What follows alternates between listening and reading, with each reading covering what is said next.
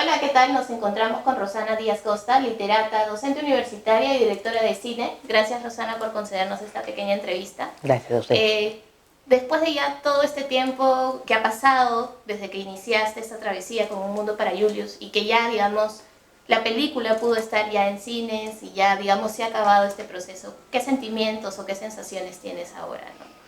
Bueno, estoy como muy contenta, ¿no? Y muy satisfecha de la reacción del público, ¿no? Porque acá, ¿no? Y en todos los sitios en los que se ha estado presentando la película, que la película ya ha viajado por varios países, el público le gusta la película y sobre todo luego de la película, que siempre hay conversatorios, ¿no?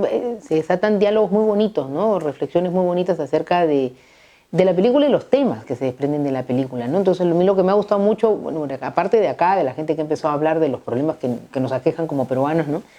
En los otros países se empezó a hablar de los problemas que hay en esos países también, a partir, digamos, de lo que se desprende de la película, ¿no? Entonces, por ponerte el ejemplo de, no sé, en Estados Unidos, por ejemplo, estuve en una universidad en Nueva York, en la que había muchos afroamericanos, ¿no? Y ellos empezaron a hablar acerca de la discriminación de ellos, ¿no? Como afroamericanos, ¿no? Entonces, o los mexicanos americanos, por ejemplo, del sur de Estados Unidos, hablaron de la discriminación que ellos también habían sufrido como una población, digamos, que ha tenido problemas, ¿no? Digamos, en todo el sur de Estados Unidos, ¿no? En fin, a donde vas, digamos, la gente de alguna manera lleva la realidad de la película a lo que ellos han vivido, ¿no? En Inglaterra, por ejemplo, hubo un caso muy bonito de un señor que él había vivido en África cuando era chiquito, bueno, uno de los tantos países que ha sido colonia pues, de Inglaterra, ¿no? Y que él había visto un mundo muy parecido cuando era chico, ¿no? Y empezó a hablar, digamos, de los problemas que ha dejado Inglaterra también en los países que colonizó, ¿no? Se desatan un montón de diálogos muy interesantes, ¿no? En los cuales tú aprendes acerca del mundo y te das cuenta que en realidad estos problemas de Perú no son solamente de Perú, sino son universales, ¿no? ¿Tú de pequeña has percibido algún tema de discriminación o quizás racismo que te haya afectado a ti o quizás a alguien cercano y que haya sido testigo de eso? Yo era una chica de clase media, ¿no? Yo crecí en San Miguel, ¿no? Y bueno, por circunstancias de la vida, yo estuve becada en un colegio de clase alta. Estuve en un colegio que era caro, de acá de Lima, ¿no? Eso por un lado, ¿no? Y aparte mi papá tenía, por su trabajo, él tenía bastante contacto con gente de clase muy baja, que era muy pobre, ¿no? Entonces yo desde chica pude ver, digamos, cómo vivían los muy ricos acá y cómo vivían los muy pobres, ¿no? Yo estaba como en medio, ¿no? Entonces, todas esas preguntas que se hace Julius al final de la novela, eso de que está llenecito de preguntas, yo también estaba llenecita de preguntas, ¿no? Entonces, de alguna manera, cuando yo leí la novela de chica, me explicó, ¿no? Mucho de esto de lo que yo estaba tratando de entender, porque yo en la realidad no entendía nada, ¿no? O sea, eran mundos tan distintos los que estaba viendo y vi un montón de situaciones de discriminación, de racismo, en casas ajenas, ¿no? En mi propia casa no lo vi, porque nosotros nunca tuvimos una persona que trabajara en la casa, pero sí lo vi, digamos, en las casas donde había un personal de servicio, ¿no? Por decirlo, ¿no? Y bueno, y eso creo que cualquier peruano, ¿no? Desde que te subes a una combi, o sea, desde que vas por la calle, ves estas situaciones en realidad, ¿no? De discriminación en general, ¿no? Somos un país muy discriminador, y no solamente con el tema racial, ¿no? O sea, estamos hablando de cualquier persona que tenga acá un problema físico, ¿no? Que no pueda caminar, que sea ciego, etc. Ya lo dejan como de lado, ¿no? Entonces no es una sociedad que abrace, ¿no? A la gente con problemas o que sea diferente en general, ¿no? Entonces creo que nos falta mucho por aprender, ¿no? Es por eso que también, digamos que tu estilo o el género que usas para el tema de las películas son con este corte social o desearías también incursionar en quizás otro género.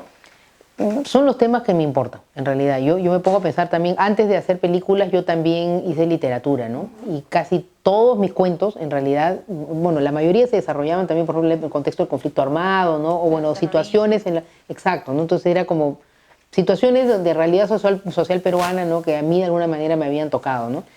Sí, es lo que me interesa, ¿no? O sea, no me gustaría incursionar en una película que solamente sea solo para entretenimiento, ¿no? Y eso de para evasión, porque pienso que tú puedes entretener y al mismo tiempo también reflexionar, ¿no?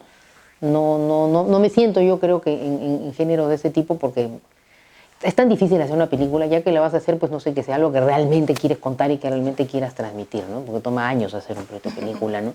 Exacto. ¿Y tienes algún personaje con el que te sientas identificado en Un Mundo para Julius, que sientas esa cercanía? Bueno, es que también tengo mis dos procesos, ¿no? Con quién me sentía yo identificada cuando yo leí la novela, ¿no? Cuando yo leí la novela, bueno, yo estaba identificada con Julius, me acuerdo con Cintia, con Vilma, pero era como mis personajes principales, ¿no? Pero en realidad, Julius y Cintia, yo cuando estaba chica era con quienes yo más me identificaba. Y cuando ya le he leído más grande, bueno, siempre tenía como el personaje de Vilma atrás, ¿no? Pero había otros personajes que a mí me gustaban mucho. Yo creo que en la película también me pasa un poco eso, ¿no? Porque de alguna manera creo que pongo como una incidencia, ¿no? En lo que es el personaje de Julius, el personaje de Cintia y también el personaje de Vilma, ¿no? Como que son los dos personajes más importantes para Julius, ¿no? De alguna manera, ¿no? Claro. Y desde un viaje a Tombuctú y a Un mundo para Julius, ¿cómo sientes que has evolucionado como directora?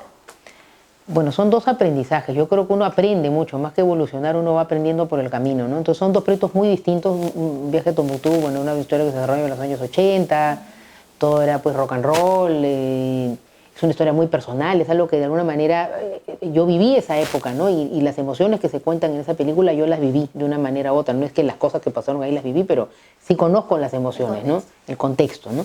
Pero Un mundo para Julius es un mundo que yo no había vivido, ¿no? Entonces, es más, nadie del equipo había vivido en los años 50, ¿no? Entonces, en realidad para nosotros fue como inventar un mundo, ¿no? Tratando de reproducir una época que no conocíamos en el fondo, que había que investigar, había que preguntarle a la gente mayor, ¿no? Entonces, eso ha sido un aprendizaje enorme, ¿no? Tratar de reproducir algo que no has vivido, ¿no? Y que pueda ser verosímil, que pueda ser creíble, ¿no? Para las personas que vean la película, ¿no?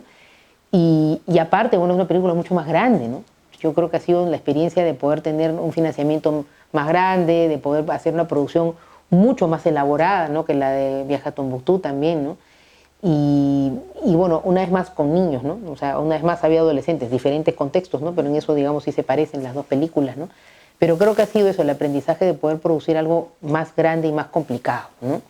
Y bueno, hay gente que me ha acompañado, ¿no? De la primera película a la segunda, ¿no? Que han sido mano derecha, como por ejemplo Gabriel Di Martino, ¿no? Que ha sido el director de fotografía, ¿no? Él también yo creo que ha evolucionado junto conmigo, ¿no? Porque, claro, los dos hemos aprendido a hacer algo más complicado, ¿no? Porque definitivamente es una película mucho más difícil, ¿no? Claro, y durante la pandemia, ¿no?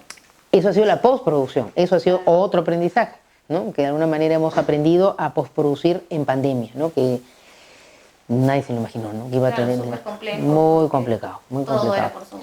Todo era por Zoom, había malentendidos, ¿no? Todo se demoraba el triple, ¿no? El doble, ¿no? Muy complicado. Y de hecho, como comentabas, obviamente el financiamiento es algo súper difícil de conseguir una película, sobre todo de, por decirlo, cine independiente, ¿no? ¿Qué crees que es lo que se debería ejecutar a través del Ministerio de Cultura o qué apoyo debería haber que quizás en otros países se da? Por ejemplo, en España hay mucho apoyo para el cine independiente, que se debería ejecutar aquí en Perú, ¿no? Para poder dar mayor ventana a personas como tú que hacen este tipo de cine, ¿no? Bueno, yo tengo una ayuda del Ministerio de Cultura, pero claro, recién salió para la postproducción, no salió para la etapa de producción, ¿no? Entonces, claro, pero pudo haber salido para la etapa de producción, pero nunca creyeron que se puede hacer la película, pienso yo, ¿no? Porque era siempre quedaba el finalista del proyecto, y el final era, el primer año que era el finalista era porque el proyecto les parecía como muy caro y como muy imposible, ¿no?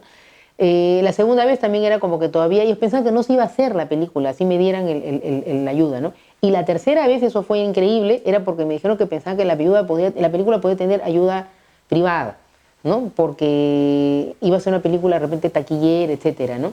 Entonces, claro, entonces ya era como que nunca jamás se la había a sacar la ayuda, ¿no? Y fue cuando me di cuenta esto no va a tener nunca la ayuda, ¿no? Porque 3 veces finalista y las 3 veces que te digan cosas distintas, ¿no? Entonces, creo que debería, el Ministerio de Cultura, bueno, ha habido todo un avance. El Ministerio de Cultura, a comparación de hace 10 años, no había todas las ayudas que hay ahora, ¿no? Entonces yo creo que poco a poco esto tiene que ir creciendo, ¿no? Y cada vez que haya más ayudas, porque son 100 personas que postulan para 10 ayudas, ¿no? Todos los años, ¿no? Más o menos. Entonces, mi proyecto era un proyecto que está como en medio. Nunca tuvo ayuda privada de auspicios, jamás. Yo no saqué ningún auspicio. La única entidad que me ayudó fue la Universidad Católica y personas naturales. O lo que hubo fue inversionistas privados que apostaron por el proyecto y que dieron su dinero, pero claro, eran personas naturales, no eran empresas. Ni una empresa me quiso apoyar, porque consideraban que era un proyecto cultural, y acá a nadie le interesa apoyar la cultura. Ya, eso fue por un lado, ¿no? Y por otro lado, tenía el Ministerio de Cultura, que sí le parecía un proyecto cultural, pero le parecía un proyecto cultural que podía tener apoyo privado. Entonces, claro, estaba como en un limbo, en medio, ¿no? ¿Y sientes que el género por decirlo, de drama en este tipo de películas que tienen este corte social, tiene como que un prejuicio ante la gente o ante los peruanos. Y yo creo que ha habido este prejuicio siempre, ¿no? El prejuicio de que al peruano solamente le gusta la comedia, ¿no? O sea, esa es como una idea que se tiene, ¿no? Que el peruano solamente le gusta la comedia, pero yo creo que el estreno Mundo para Julius ha demostrado que no es así, que la gente también quiere ver otro tipo de películas, ¿no? La película le ha ido muy bien, ha estado 7 semanas en cartelera, a pesar de la pandemia, a pesar del aforo limitado y todo. Y bueno, y todas las presentaciones que se han hecho posteriormente, ya no dentro del circuito comercial, están llenas. O sea, se llena, para eso la biblioteca, que ha habido 2 días enteros, el auditorio de la biblioteca es gigantesco, para 300 personas o más, ¿no? Y claro, se ha llenado en una mañana, ¡prum!, se acababan todas las entradas, ¿no? Entonces tú dices, quiere decir que hay mucha gente que quiere ver la película, ¿no? Entonces yo creo que esa es una idea que tenemos, ¿no? De que el peruano solamente quiere ver comedias, y no es así. Yo creo que la gente quiere ver películas que los inspiren de alguna manera, ¿no? Y bueno, esta película yo creo que ha llegado en un momento también, los temas están como en el candelero, ¿no? Por decirlo, ¿no? Los temas están ahorita como la gente está hablando de estas cosas, está hablando del racismo, está hablando de la discriminación permanentemente, ¿no? De estos 2 últimos años hemos estado hablando de esto, y creo que la pandemia también ha tenido que ver, ¿no? La gente ha salido de un duelo, ¿no?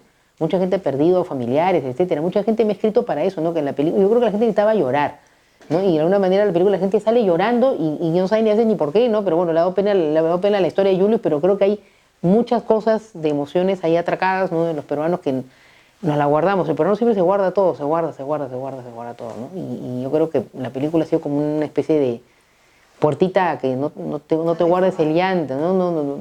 Desfoga, exactamente, ¿no? Y a veces el desfogue no solamente reírse, ¿no? Claro.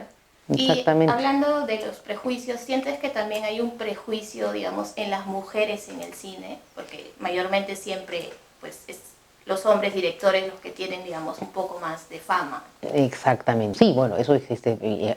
Ahorita estaba en una entrevista justamente hablando de esto, ¿no? Porque era el tema de género unido al cine acá en el Perú, ¿no? Sí, o sea, estamos hablando de todos los flancos, ¿no? Desde que, por ejemplo, mucha gente, no sé, veía el anuncio de la película y preguntaban, ¿quién es el director? Nunca dicen quién es la directora, sabía que aclarar, no, es directora. Ah, es una mujer, ¿no? Desde eso, ¿no? De que el público piensa de que una película grande la hace siempre un hombre, ¿no? Y se sienten como bien, ¿no? Cuando saben que es una mujer, ¿no? Ayer, por ejemplo, la última experiencia, ¿no? Muchas señoras se acercaban, ¿no? No sabes el orgullo que me da que esta película le haya hecho una mujer. No hay muchas chicas que se acercan también o te describen, ¿no? Mira, yo de verdad quiero ser ahora cineasta porque he visto que tú has hecho estas 2 películas, no sé qué, me inspira mucho. Entonces, es necesario que vean mujeres directoras para que haya más mujeres directoras, ¿no? O sea, por alguna manera una mujer inspira a la otra, ¿no? Eso es por ese lado, ¿no? Pero por otro lado, ¿no? También hay otro tipo de prejuicios y situaciones, ¿no? Por ejemplo, los que se autodenominan críticos en este país, ¿no? O sea, los críticos de cine, ¿no? Hay muy pocas personas que realmente realizan la crítica de manera seria acá, ¿no? Y siempre que hay películas de mujeres, en realidad es como si estuvieran escondidos detrás de una valla así. A ver, vamos a ver en qué momento la fastidiamos a la directora mujer, ¿no? Porque lo he visto, ¿no? Con otras directoras y lo he sentido también conmigo, ¿no? Es como que cuando sale la película un hombre no están con esa actitud, pero cuando sale una mujer están con esa actitud, ¿no? Vamos a fastidiar un poco, ¿no? Entonces vamos a ver lo que no nos gustó de la película, no lo que está bien, ¿no?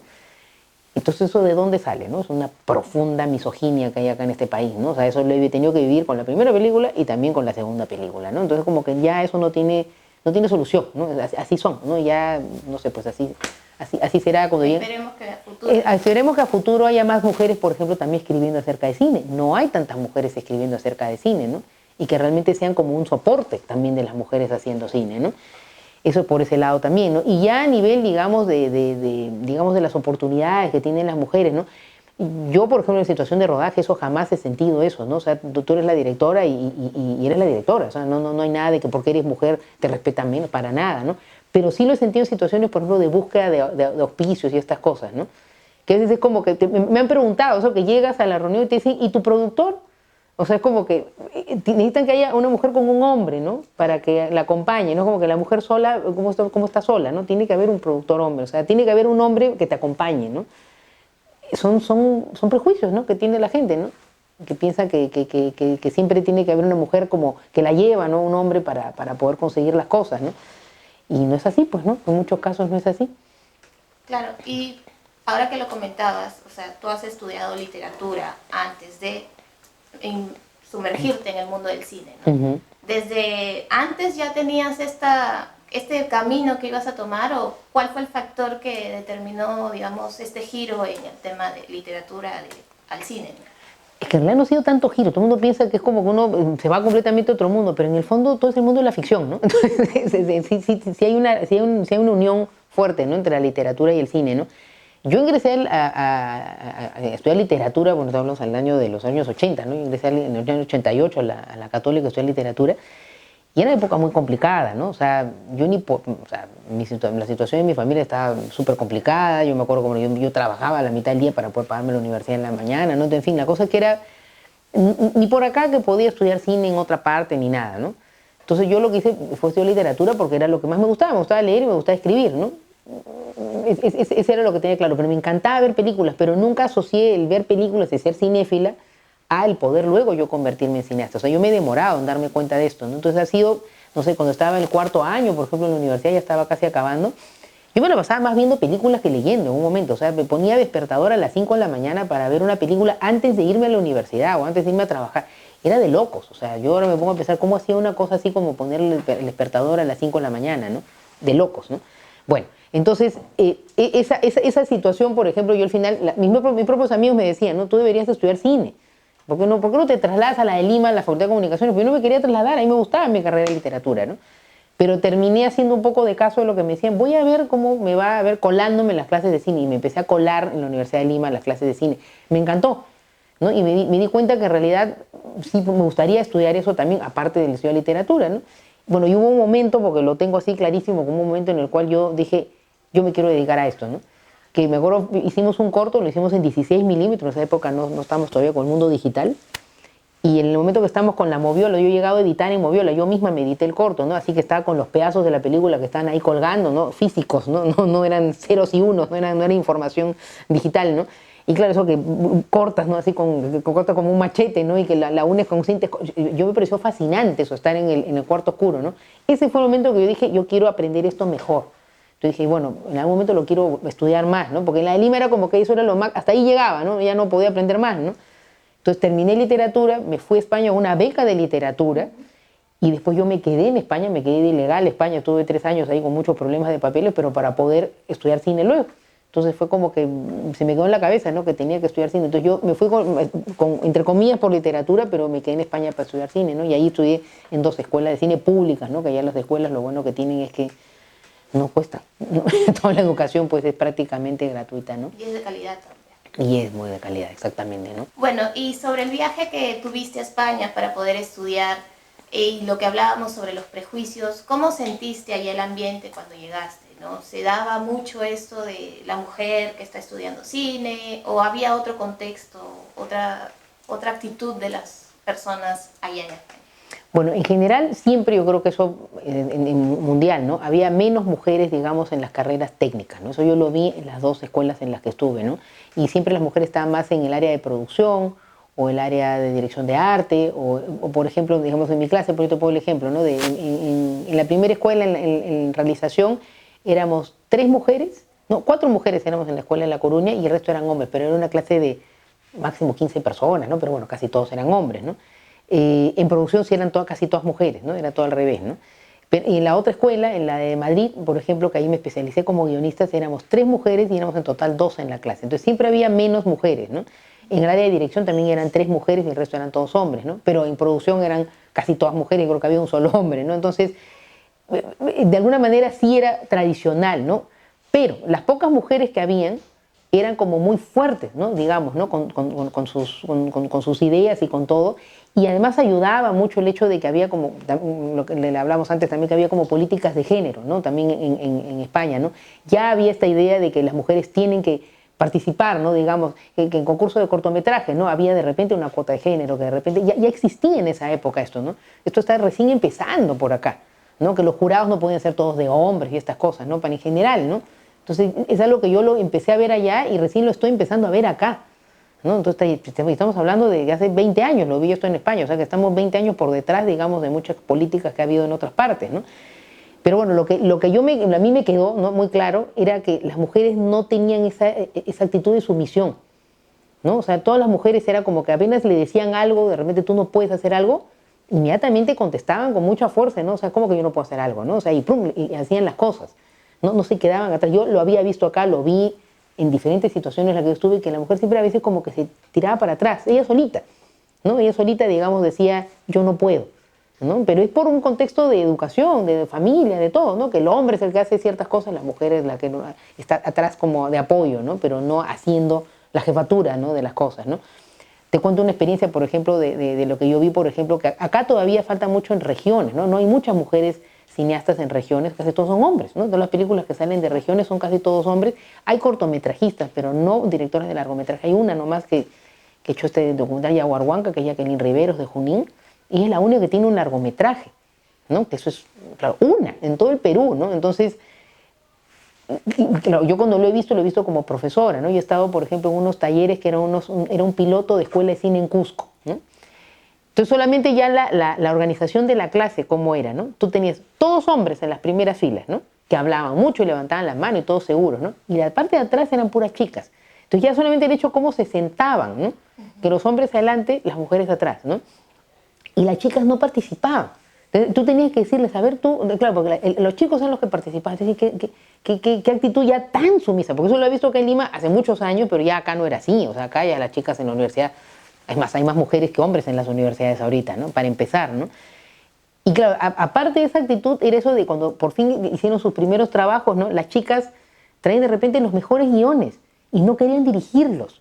Entonces las chicas mismas me decían, no, que lo dirige uno de ellos. Pero ¿por qué uno de ellos? Es tu historia, tú la has escrito. Porque entonces tenía que así, por favor, tienes que hacerlo tú, ¿no?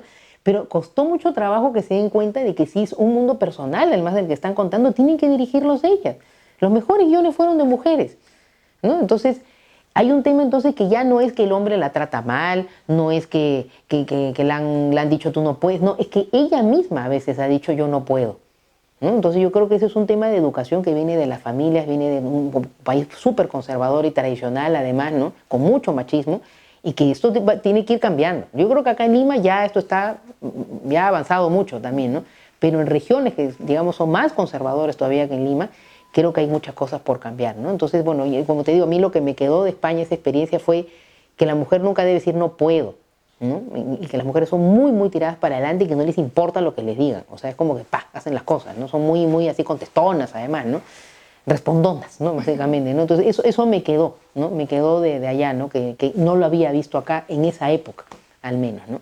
¿Y en esa época tú en algún momento te visionaste como docente o...? Yo toda mi vida he sido docente. Y es algo que ni siquiera me lo cuestiono. Yo empecé a dar clases desde muy chica, a los 15 años, y yo me ganaba en el verano plata dándole clases a chiquitos que vivían por mi casa, así, ¿no? O sea, siempre me gustó la idea de enseñar, ¿no? Y ya, cuando recién salí del colegio, yo ya era docente. Yo me pagué la universidad dando clases. O sea, daba clases a niños, ¿no? O sea, empecé también a dar clases de inglés, trabajé en el británico, ¿no? Enseñándole a chiquitos, ¿no? Entonces, toda mi vida he sido docente. Lo que pasa es que, bueno, de dar clases de inglés pasé bueno, ahora soy de clase en la universidad, ¿no? De lo que he estudiado, ¿no? Pero siempre he enseñado. Me encanta enseñar, o sea, es parte es lo que más hago en realidad en mi vida, ¿no? Aparte de los trabajos creativos, ¿no? Y el ser docente sientes que te ha aportado para poder dirigir a niños, que es algo sumamente difícil, ¿no? También tener esa paciencia de poder controlarlos o de poder dirigirlos, que debe haber sido un gran reto para ti también, ¿no? Yo creo que para dirigir niños te tienen que gustar los niños, eso es uno, ¿no? Y dos, yo creo que en general la docencia te sirve para dirigir en cine también, porque estás acostumbrada como a que hay un montón de gente a la que tienes que, de alguna manera, dirigir, ¿no? Dirigir, ¿no? Claro, sí te sirve la docencia, yo creo, para eso. Te enseña a tener paciencia, ¿no? Te enseña también a esperar, ¿no? Hay un montón de cosas, de características que tiene un docente que también tiene que tener una persona que dirige una película, pienso yo, ¿no? Y, por ejemplo, ¿qué consejo le darías tú a los jóvenes que quisieran incursionar en el tema de hacer cine independiente, ¿no? de querer impulsar sus carreras? ¿Qué consejos tú les darías? Bueno, lo primero, tienen que ver muchas películas, ¿no? Tienen que ver muchas películas, pero no cualquier película, ¿no? Un chico que quiere ser cineasta tiene que conocer la historia del cine, ¿no? Tiene que ver las películas que han pasado, digamos, a la historia del cine por alguna razón, o sea, que tiene que comprarse libros, porque mucha gente de repente no está estudiando incluso ni siquiera comunicaciones, o que lleva comunicaciones no tiene un curso de historia del cine, porque eso también ha pasado, ¿no? Conozco chicos que no han llevado curso de historia del cine. Tienen que que educarse ellos mismos, ¿no? Libros de historia del cine hay por todas partes, ahora con internet pueden conseguir muchos libros que se los pueden bajar en PDFs, ¿no? Leer acerca de historia del cine y ver esas películas que supuestamente han sido importantes, saber de corrientes, saber de épocas, saber lo que fue la etapa clásica, la diferencia con la etapa moderna, la etapa posmoderna, que fue el neorrealismo italiano, que fueron las nuevas olas. Todo esto es importantísimo saberlo porque eso son referencias cinematográficas para cuando ellos tengan que hacer sus propias películas. O sea, tú no puedes hacer una película porque viste una serie de Netflix, ¿no? O sea, tienes que haber visto todo lo que hay antes de esa serie de Netflix, evidentemente, porque además esa serie también tiene referencias de lo que ha habido antes, ¿no?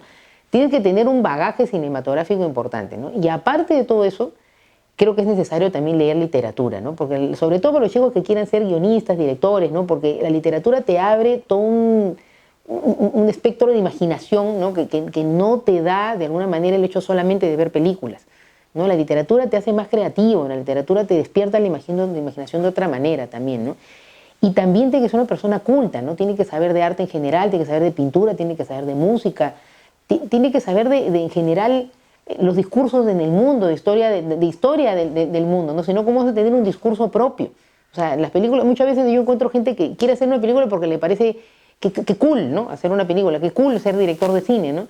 Pero no tiene discurso, no sabe qué quiere decir, no sabe qué es lo que le aqueja en la vida, no sabe qué es lo que aqueja a su país, no sabe, o sea, tienes que tener un discurso propio para tener algo que quieras realmente contar, ¿no? O sea, que haya algo que a ti te duele, que te molesta de tu país o del mundo en general, ¿no?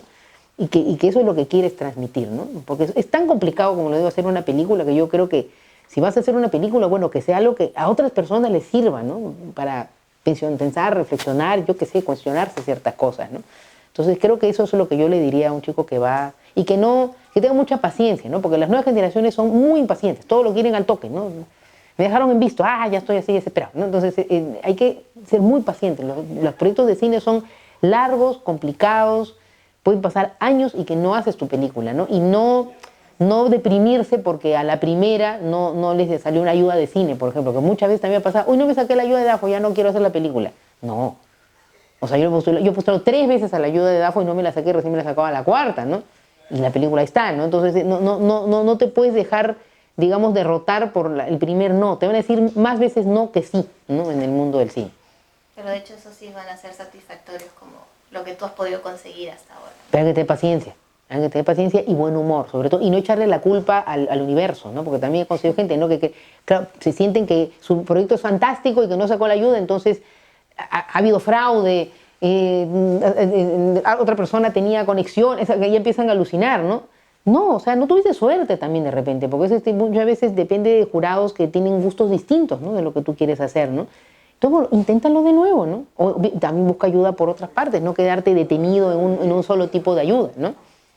Claro, y algo que me gusta mucho en este caso de tu película es que, digamos, no se ha centrado tanto en lo de conseguir actores que sean súper conocidos, ¿no? De darle esta oportunidad a gente que son talentos quizás ocultos en cualquier parte del Perú, ¿no? O sea, siempre has tenido esa idea de poder dar esta oportunidad o esta chance a esas personas y no siempre enfocarte en los actores conocidos como en Viaje en Tombuctú o en Un Mundo para Julio.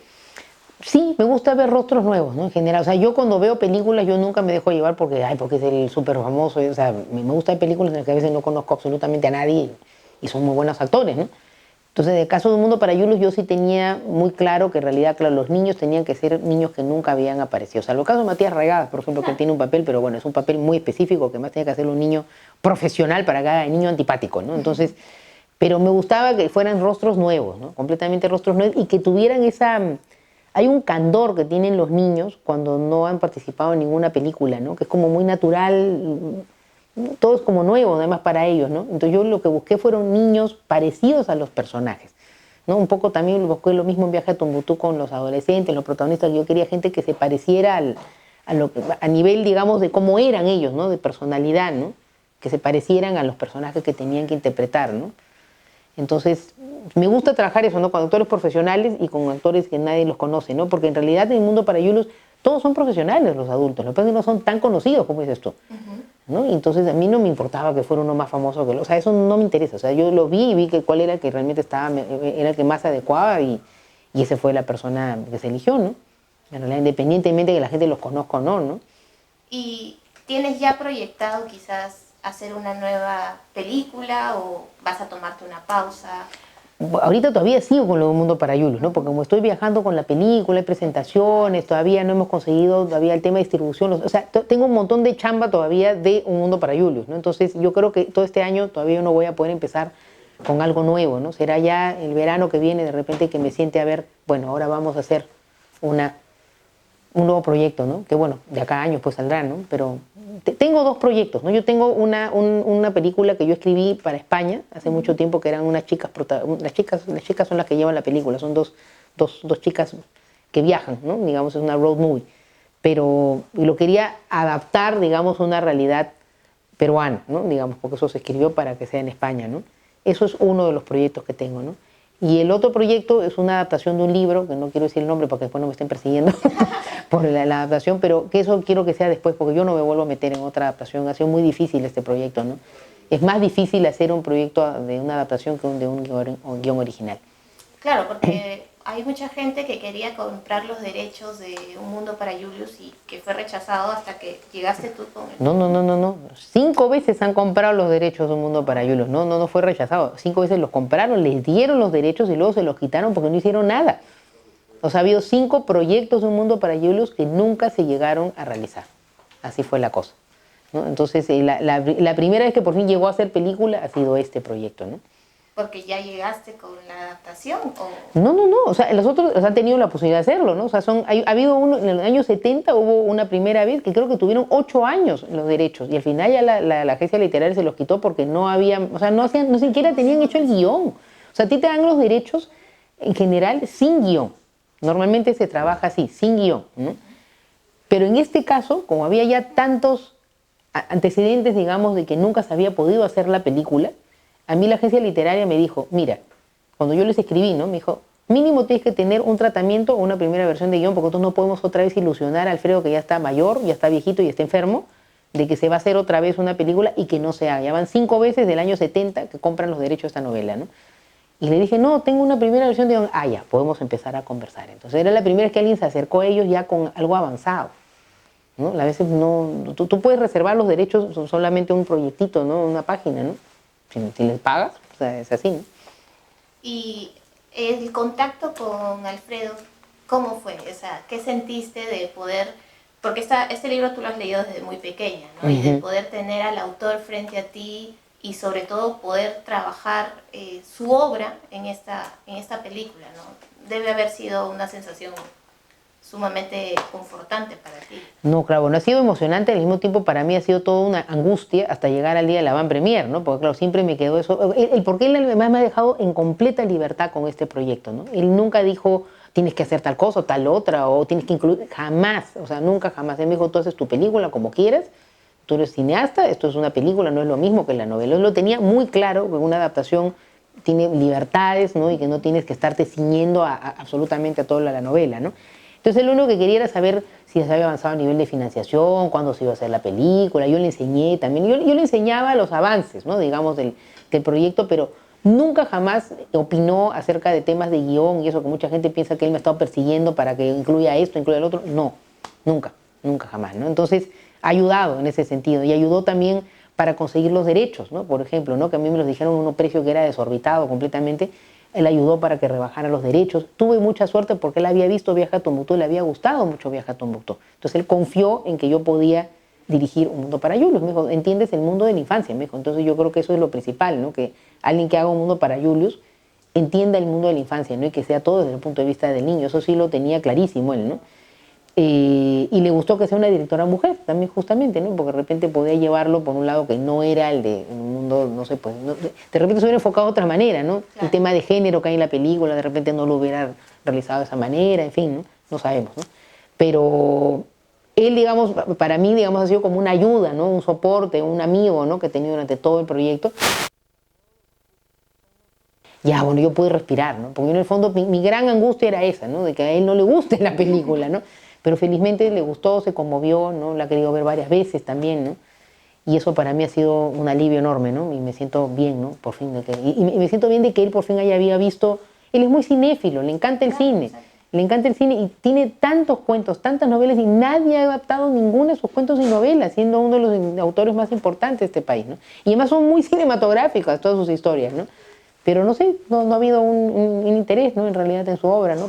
A nivel, digamos, cinematográfico, ¿no?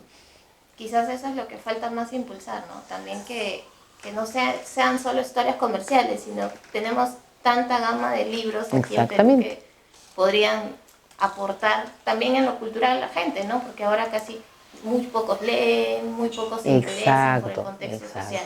Y la verdad ha sido que se ha comprado, bueno, el editor del libro me ha dicho que nunca había vendido tantos libros desde el año 70, cuando ha sido el estreno de la película. O sea, la gente ha comprado la novela, se agotó la edición, hay una edición ahí de los 50 años, ¿no? Se agotó completamente, está feliz, ¿no? Obvio, ¿no? Está feliz porque quiere decir que hay gente que está releyendo la novela o leyéndola por primera vez. Entonces siempre las adaptaciones son un terreno ganado para la literatura, ¿no? Entonces eso se gana en dos lugares, ¿no? En el cine y en la literatura, ¿no? Bueno, Rosana, muchas gracias por esta entrevista.